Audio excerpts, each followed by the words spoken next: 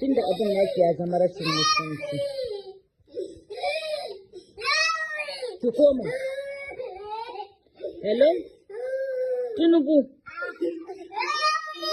Hello, Tinubu. Tinubu ne?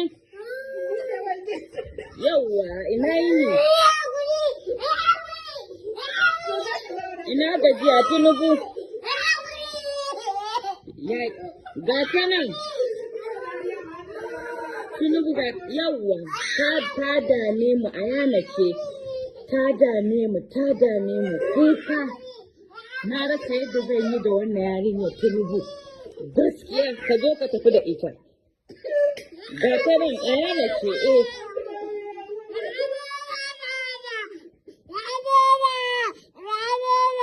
Yawwa Tinubu.